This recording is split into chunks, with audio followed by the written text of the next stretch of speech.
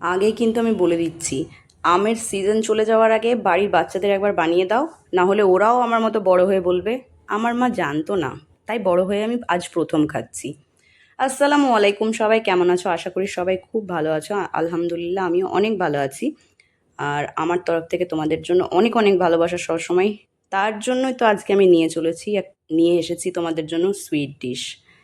একবার যদি না বানিয়ে খাও না, অনেক পস্তাতে হবে, কিন্তু এই সিজনে ডেফিনেটলি একবার বানাও। বানাবো সুজির হালুয়া, বাট একটু ডিফারেন্ট। আগেই তো বললাম আমের সিজন চলছে, তাই আম দিয়ে বানাবো। খেতে অসাধারণ।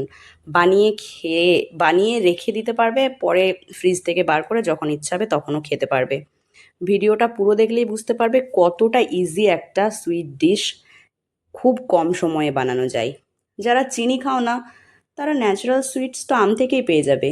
কোনো চিনি অ্যাড করতে হবে না। সুজি কিন্তু একটা এনার্জি বম, হ্যাঁ। খুব সহজে হজম হয়ে যায়, শরীরে আয়রনের ঘাটতি কমায়, ওজন কমাতে সাহায্য করে, অনেক উপকারিতা আছে। সকালে ব্রেকফাস্ট থেকে শুরু করে সন্ধ্যার স্ন্যাক্স সবসময় কিন্তু সুজি তোমরা খেতে পারবে।